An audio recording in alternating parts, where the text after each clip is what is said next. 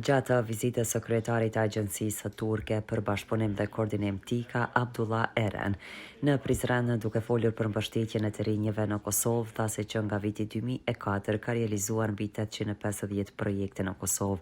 Çdo vete zbatojnë 50-60 projekte dhe ky numër do të vazhdojë të rritet, tha kryetari i Tikas Abdullah Eren. Në qytetin e Prizrenit u mbajt ceremonia ndarjes së certifikatave me rastin e përfundimit të programit Arsimi Profesional në fushën e teknologjisë për të rinjt në Kosovë, i zhvilluar në bashkëpunim mes Tikas dhe Tomed. Në ceremoni morën pjesë kryetari i Tikas Abdullah Eren, ambasadori i Turqisë në Prishtinë Sabri Tunçangli, kryetari i Partisë Demokratike Turke të Kosovës, njëherësh ministër i zhvillimit rajonal të Kosovës Fikrim Damka, nën kryetari i drejtorisë për Turqit jashtë vendit dhe komunitetet mike Murat Kazanci, koordinatorja Tikas në Prishtinë Fulje Aslan, kryetari i Tomedit Semi, si dhe përfaqësues të institucioneve dhe organizatave turke në Kosovë dhe shumë të ftuar të tjerë. Gjatë fjalës së tij, kryetari i Tikas Abdullah Eren theksoi se që nga themelimi i saj Tika ka shtrirë dorën e mëshirës, mendimin strategjik dhe kapacitetin institucional të Turqisë në vendet mike dhe vllazërore. Tika që nga viti 2004 ka realizuar mbi 850 projekte në Kosovë, çdo vit zbatojnë 50-60 projekte dhe ky numër do të vazhdojë të rritet, të tha Eren. Moğolistan'dan Senegal'e, Gine'den, Güney Afrika'dan Kosova'ya kadar Tika ofisleriyle, uzman personeliyle, yerel personelleriyle dediğim gibi Türkiye'nin hem stratejik aklını hem kurumsal kapasitesini hem de bir yandan da merhamet elini bu coğrafyalara taşıyor. Tabii dünyada birçok kalkınma kuruluşu var ama bizim farkımız biz kalkınma faaliyeti yürüttüğümüz ülkelerin kurumlarıyla çok iyi bir ilişki içerisinde ve onlara azami derecede katkı sağlayacak şekilde bu çalışmaları yürütüyoruz. Kosova bizim dost ve kardeş ülkemiz. Bağımsızlığını ilk tanıyan ülkelerin başında Türkiye geliyor ve bugün de Kosova'da Türkiye TİKA'sıyla, Yunus Emre'siyle, Maarif'iyle, YTB'nin yaptığı çalışmalarla, komutanlarımızın askeri varlığımızda, başkonsolosluğumuzda ve tabii müşavirliklerimizle farklı bakanlıklarımızın.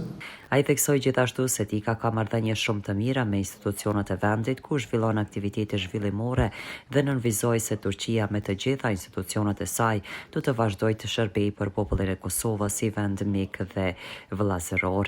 Ambasadori Angli falenderoi Tikan për mbështetjen që ajo ofron në çdo cep të Kosovës, duke vlerësuar rëndësinë e projekteve që fuqizojnë ekonomikisht të diplomuarit në Turqi.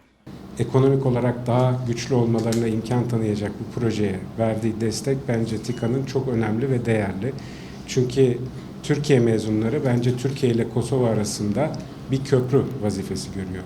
Bu köprünün iyi işleyebilmesi için Türkiye'de seçkin üniversitelerde gene Abdullah Bey'in bir önceki başkanlığında Kjo mbështetje është shumë e rëndësishme sepse të diplomuarit në Turqi shërbejnë si u lidhëse mes së Turqisë dhe Kosovës, theksoi ai.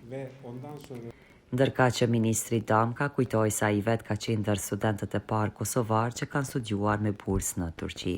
92'de başlatılan Türkiye'de okumaya giden ilk 4 öğrenciden biriyim. Dönemlerden de birincisiyim. Veçanërisht gjatë viteve 90, kur për shkak të luftrave në Ballkan, shumë prej nesh nuk kishim mundësi të studionim. Këto dyert që u hapën për arsim turqisht ishin një mundësi e veçantë. E shfryzuam atë mundësi dhe arritëm deri këtu. Ceremonia përfundoi me ndarjen e certifikatave për 26 kursantët pjesëmarrës. E në anën tjetër, me në rastin e dhurimit të pajisjeve muzikore, veshjeve folklorike dhe pajisjeve të tjera për shoqatën e kulturës dhe artit turk, Gryjol, e cila ushtron veprimtarinë e saj pa ndërprerje që nga viti 1951 u mbajt një ceremoni në selinë e saj në Prizren.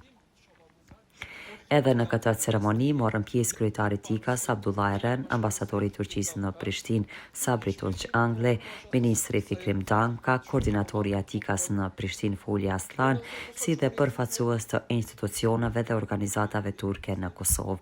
Në fjalën e tij, Eren u shpreh se mbështetja e Tikas për shoqatën Dog Riol, e cila prej shumë vitesh kontribon në ruajtjen e kulturës turke në Kosovë, do të vazhdojë edhe në të ardhmen. Përfaqësuesit e shoqatës falendëruan Tikan për mbështetjen e ofruar, ndërsa ceremonia u mbyll me ndarjen e mirënjohjeve.